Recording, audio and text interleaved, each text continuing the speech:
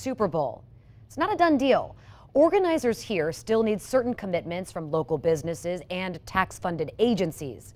It's not cheap. So 10 Investigates' Noah Pransky is here tonight doing his favorite thing, digging into the true costs and benefits of the big game. Noah. I love debunking robust economic impact claims from big events. And 10 Investigates has apparently done such a good job calling out local politicians for it, we couldn't find a single one of them who made a claim yesterday about what Super Bowl 55 would mean for our local economy. However, that didn't stop television news outlets, including our own, from speculating about economic impact. This is a big deal, too. It will bring a big economic boost. $300 million came in, which is obviously a huge economic impact. We're talking millions upon millions of dollars that gets poured into this city. You know, there's a saying, if you repeat a lie enough, it becomes truth. And that's kind of what happens when big events claim they bring hundreds of millions of dollars to the region. Except after Tampa hosted January's college football championship, I wanted to fact check the economic impact claims. And it turns out I found no noticeable boost to Hillsborough County's tax receipts that month. While some businesses benefit from big events, others suffer.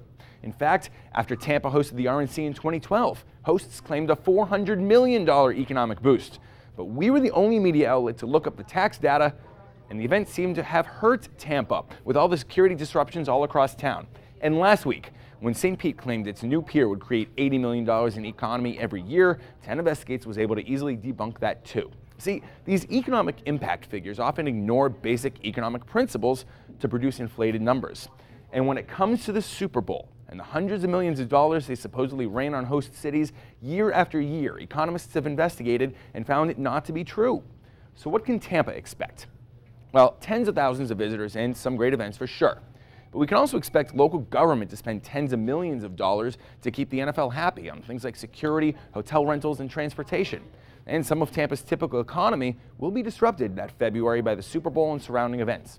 Remember, it's a whole different security game now than it was back in 2009, the last time Tampa hosted. So, the economic impact still a giant question mark for 2021. And hats off to our leaders who have refrained from making claims about it this week. You know, events like the Super Bowl are a lot of fun, but they aren't the kind of economic windfall some would like to have you believe. Noah Pransky, 10 Investigates. Lawmakers